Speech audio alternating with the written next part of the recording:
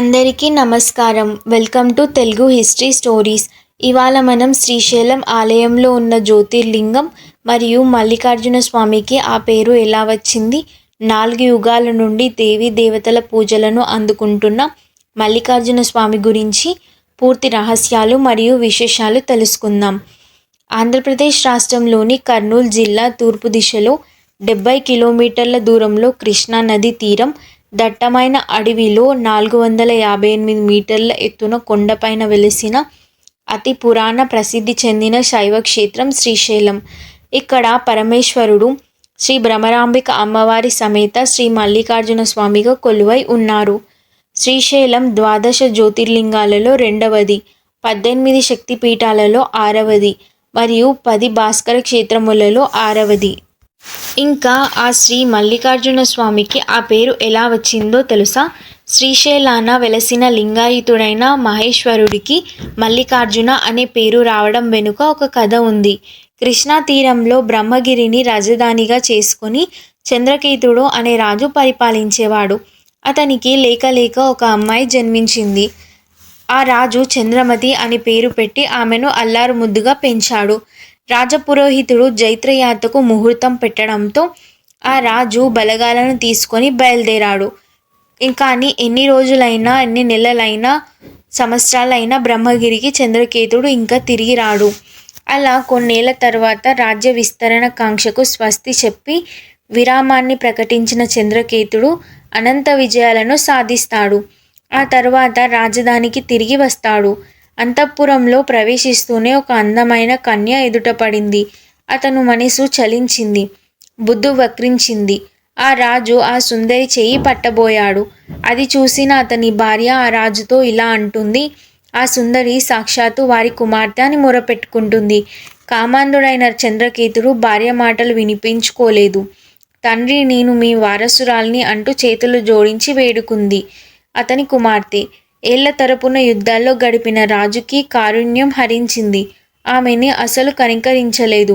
చంద్రమతి వెంటపడ్డాడు. ఆమె రాజధానిని వదిలి కృష్ణానది దాటి కొండలోకి పరుగు తీసింది. ఒక గుహలో తల దాచుకుంటుంది. చంద్రకేతుడు ఆమెను తరుముతూ ఆ గుహ వద్దకే చేరుకుంటాడు. గుహలో ఉన్న రాజకుమారి పరమేశ్వరుని ప్రార్థించి తనను కాపాడమని వేడుకుంటుంది. అప్పుడే శివుడు మహిమ వల్ల చంద్రకేతుడు ఆకుపచ్చ శిలగా మారిపోతాడు. గుహ ద్వారం నుండి దొర్లుకుంటూ పాతాళగంగలో పడిపోతాడు. ఆ కారణం వల్లే పాతాళగంగ నీరు ఆకుపచ్చగా కనిపిస్తుందని నమ్మకం. గుహ నుండి బయటకు వచ్చిన చంద్రమతి గుహ సమీపంలో అద్భుతమైన దృశ్యాన్ని చూస్తుంది. ఒక గోవు పొదుగు నుండి వేరుతున్న క్షీరధారంలో అభిషేకం అవుతున్న శివలింగాన్ని చూసింది. శివుడి ఆజ్ఞ మేరకు శివాలయాన్ని నిర్మించి స్వామిని అనునిత్యం పూజించింది. ఆమె భక్తికి మెచ్చిన నీలకంఠుడు చంద్రమతి సమర్పించిన మల్లదండను తన సిగలో నెలవంకకు సురగంగకు నడుమ అందంగా ధరించాడు.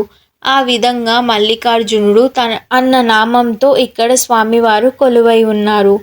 శ్రీ భ్రమరాంబిక దేవి అన్న పేరు ఎందుకు వచ్చిందో తెలుసా? దీనికి కూడా ఒక కథ ఉంది. పూర్వం పరమేశ్వరుడి సామర్థ్యం, మనోహరమైన రూపానికి పరవశించిపోయి వివాహం చేసుకోవాలనుకున్నారు అమ్మవారు. అప్పుడు శివుడు అక్కడే భ్రమిస్తున్న తేనెటీగను చూపి అది విస్మరించే వరకు దాన్ని అనుసరిస్తే వివాహం ఆడతానని చెప్పారు.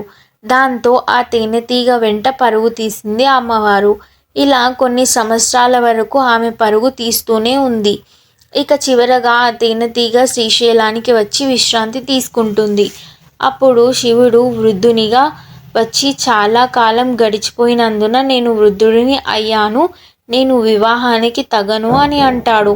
అప్పుడు అమ్మవారు తనకి దానివల్ల అభ్యంతరం లేదు అని చెప్పి వివాహానికి అంగీకరిస్తుంది. ఇలా బ్రహ్మర్యాన్ని అనుసరించడం వల్ల భ్రమరాంబిక అనే పేరు వచ్చింది. ఇప్పటికీ కూడా భ్రమరాంబిక దేవి ఉన్న గుడి వెనుక బ్రాహ్మర్యం యొక్క జుంకారం వినిపిస్తుంది.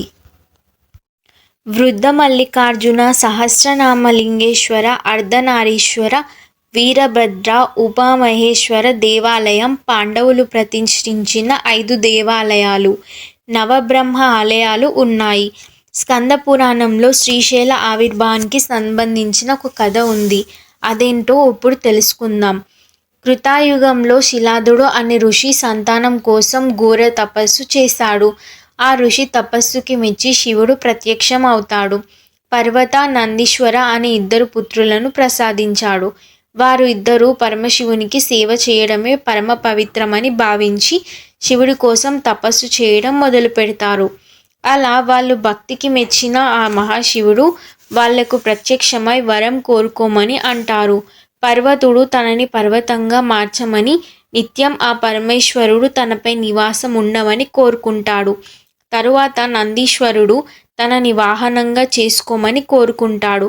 దానికి శివుడు నందీశ్వరుడిని తన వాహనంగా చేసుకొని శ్రీపర్వతం అనే పేరుతో పర్వతాన్ని రూపొందించి దానిపైన శాశ్వత నివాసం ఏర్పాటు చేసుకున్నారు. ఆ పర్వతం శ్రీపర్వతం అని, శ్రీగిరి అని కాలక్రమేణా శ్రీశైలంగా రూపాంతరం చెందింది. శ్రీశైల ఆలయాన్ని వీరశైవులు అత్యంత పవిత్రంగా భావిస్తారు. కర్ణాటక, మహారాష్ట్రకు చెందిన లింగధరులు ఇక్కడ సుందరాన్ని విధిగా కొలుస్తారు. అంతేకాకుండా ఏ ఆలయంలో లేని మరో ప్రత్యేకత శ్రీశైలంలో ఉంది. అది ఏంటి అంటే మల్లికార్జునుడికి పూజ బాధ్యత కూడా నిర్వహించడం ఈ ఆలయంలో మాత్రమే జరిగే సాంప్రదాయం. శివపార్వతుల కళ్యాణాన్ని ఆరాధ్యులు జరిపించడం మరో విశేషం. అనేక ప్రత్యేకతలు ఉన్న ఈ శ్రీశైల ఆలయానికి 4 ప్రధాన ద్వారాలు ఉన్నాయి. ప్రకాశం జిల్లాలో త్రిపుర సుందరి వెలిసిన త్రిపురాంతకాని తూర్పు ద్వారగా, మహబూబ్నగర్ జిల్లాలో జోగులాంబ శక్తిపీఠమైన అలంపూర్ పశ్చిమ ద్వారంగా, కడప జిల్లాలో సిద్ధమఠం దక్షిణ ద్వారంగా, మహబూబ్నగర్ జిల్లాలో ఉన్న ఉమామహేశ్వర ఆలయం ఉత్తర ద్వారంగా భావిస్తారు. గిరి పంక్తులను దాటి వెళ్తుంటే ఆలయానికి 8 కిలోమీటర్ల దూరంలో ఉన్న శిఖరేశ్వరం దర్శనం ఇస్తుంది. శ్రీశైల శిఖర దర్శనం సర్వపాపహరణం అని భక్తుల విశ్వాసం. బ్రహ్మంగారి కాలజ్ఞానంలో ఇక్కడి నందీశ్వరుడి గురించి ప్రస్తావన ఉంది. బసవన్న అని పిలిచే ఈ పశుపతి వాహనం కలియుగంలో పెద్ద రంక వేస్తుందని కాలజ్ఞానంలో పేర్కొన్నారు. ఇక్కడ ఇంకొక ప్రత్యేకత ఉంది. అక్కడున్న రోలులో నవధాన్యాలు వేసి ఈశ్వరుణ్ణి స్మరిస్తూ దానిపైన ఉన్న నందిని తిప్పుతూ దూరంగా ఉన్న శ్రీశైల మల్లికార్జుని ఆలయపు ఉన్న శిఖరాన్ని చూడాలి. అలా చూసినప్పుడు శిఖరం కనిపిస్తే పునర్జన్మ ఉండదు అని విముక్తులు అవుతారని నమ్మకం. మీలో ఎవరైనా శ్రీశైల శిఖరాన్ని దర్శించుకుంటే తప్పకుండా కామెంట్ చేసి తెలియజేయండి. శ్రీశైల పర్వతం భూమి మొత్తానికి నాభి అని అంటారు. ఈ క్షేత్రానికి 4 యుగాల చరిత్ర ఉంది. కృతాయుగంలో హిరణ్యకశిపుడు పూజా మందిరం ఈ క్షేత్రం. త్రేతాయుగంలో శ్రీరాముడు, సీతాదేవి ఇక్కడ సహస్రలింగాన్ని ప్రతిష్ఠించి పూజలు చేశారు. ద్వాపర యుగంలో పాండవులు, ద్రౌపది ఈ క్షేత్రంలో శివలింగాలను ప్రతిష్ఠించి పూజించారు. వారు ప్రతిష్ఠించిన శివలింగాలు ఇప్పటికీ దర్శనం ఇస్తాయి. ఇక కలియుగంలో మానవుల కోరికలు తీర్చడానికి మహాశివుడు ఇక్కడే కొలువై ఉంటాడు. ఇలా 4 యుగాల చరిత్ర కలిగిన ఏకైక పుణ్యక్షేత్రం శ్రీశైలం. మీకు కనుక ఆ వీడియో నచ్చితే తప్పకుండా లైక్ చేయండి. అలాగే ఇలాంటి కాంటెంట్ కోసం ఇప్పుడే ఛానల్ని సబ్స్క్రైబ్ చేసుకోండి.